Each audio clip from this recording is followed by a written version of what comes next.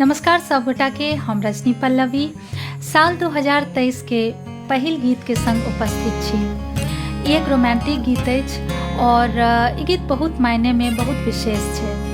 गीत के नाम छै चांद किरण और बोल छै आभा हुनकर चांद किरण सन रूप कतेक अनमोल। ई गीत हमर बाबूजी श्री सत्यनारायण झा जी के द्वारा लिखल गेल छनि और एहि गीत में संगीत हमर देल अछि।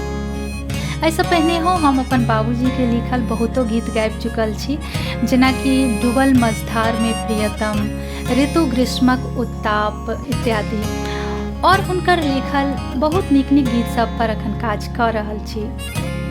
अखन एहि गीत के केवल ऑडियो रिलीज भेल अछि और सब म्यूजिक प्लेटफॉर्म पर उपलब्ध अछि, जेना कि आईट्यून, जियो सावन, हंगामा, विंग, स्पॉटिफाई इत्यादि।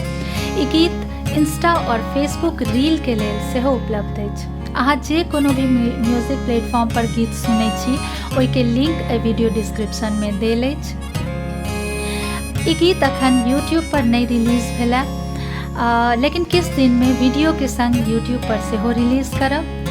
आगू के किछ सप्ताह में हम किछ और नया मैथिली रोमांटिक गीत सब आनि रहल छी और ई सब गीत सब सालों के मेहनत के बाद तैयार भेल छै और सब गीत एक पर एक छै।